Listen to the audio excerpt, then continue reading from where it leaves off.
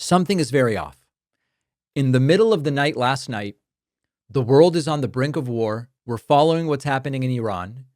And Donald Trump is spiraling, posting erratic rants on Truth Social. Truth Central.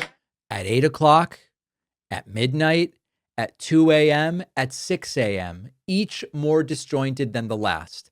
Imagine what's going on. What is Trump up to?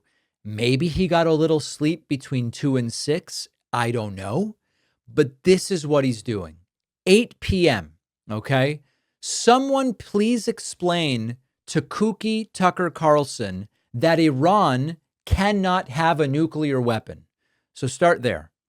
Trump lashing out at Tucker Carlson, of all people, his one-time kind of propaganda wingman turned Russian apologist. This is not a post about policy. This is a post about insecurity. Tucker has been going pretty soft on Iran lately. We're going to get to that. And Trump doesn't like the idea that anyone else on the right might be seen as the real alpha. So instead of explaining U.S. policy, Trump does this WWE style promo against the former cable host saying that he's kooky. So that was 8 p.m. Then we get to midnight Eastern time. Trump, quote, "If I didn't put the National Guard in Los Angeles, the place would be burned down to the ground right now.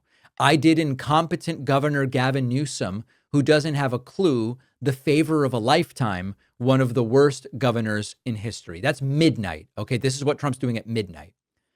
This is pure fantasy. There was no mass destruction in Los Angeles.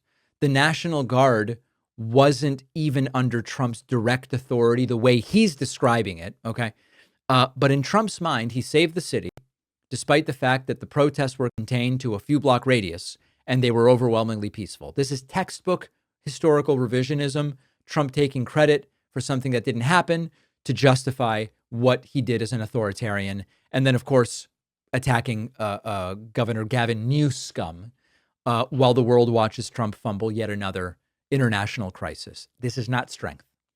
Then we get to 2 a.m.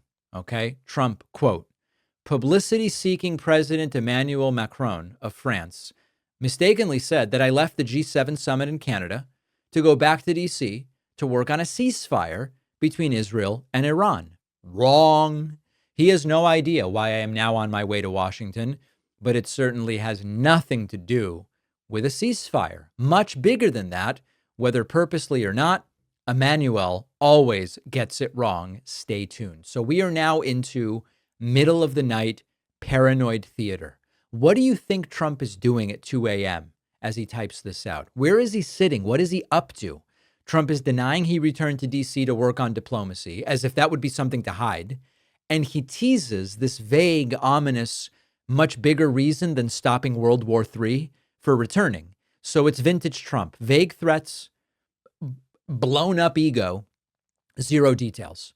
But the real problem is that if he's not working on a ceasefire between Israel and Iran, what is he working on? The post is more alarming than anything that it does to answer questions. And then at 6 a.m., remember, is Trump sleeping? What's he doing? Trump, quote, "I have not reached out to Iran for peace talks in any way, shape, or form. This is just more highly fabricated fake news. If they want to talk, they know how to reach me. They should have taken the deal that was on the table, would have saved a lot of lives." So this is the full pivot after, I guess, being up all night into denial and blame. Trump insists, "I'm not talking to Iran, even though we hope someone's talking to Iran." Trump says, "I'm not negotiating a ceasefire, even though I hope someone's negotiating a ceasefire." And then he starts scolding other people. So this is governance by chaos. He wants credit for working all night, but he's just shouting at people. He's contradicting his own administration. He's making it clear that if there's a war, it's certainly not my fault. Now, the reaction from the Trump fans is critical to understand. The most loyal Trump fans love saying, "Isn't this great? He has so much energy. He's up all night. He's leading. He's focused. All hours of the day, he's running a 24/7 White House." But step back for a second. This is not high-level strategy.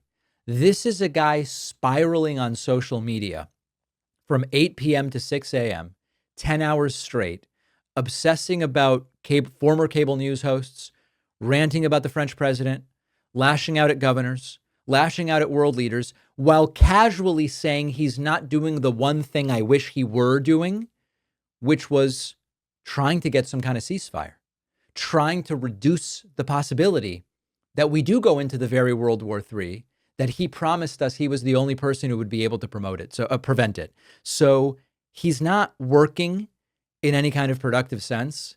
He's unraveling. And that should terrify everybody. But the MAGA people go, oh, he's so great. He's up all night. He's working. Not like Sleepy Joe, who would be asleep. We're in trouble. We're in real trouble here. All right. Awesome new sponsor to talk about, Wild Alaskan Company. They do sustainable seafood memberships. I got one of these boxes, and it is just phenomenal. The whole point with Wild Alaskan Seafood is that it's 100% wild caught. It's never farmed. It's from sustainably managed fisheries in Alaska, frozen at the peak of freshness, and then delivered to you. They've got 3 curated boxes: the wild salmon box, the wild whitefish box, and the wild combo box. I got a box that had everything beautifully vacuum sealed. The fish comes in pre-portioned fillets. We had crab, we had scallops. I know I should be saying scallops. It's just not for me. I call them scallops, okay? Delicious and sustainable. They have a sustainable, supply-driven approach. They get products during the harvest season in a way that doesn't deplete the resources of Alaska's wild fisheries. I encourage you to go to wildalaskan.com/Pacman and use the code Pacman for $35 off your first box. The link is in the description.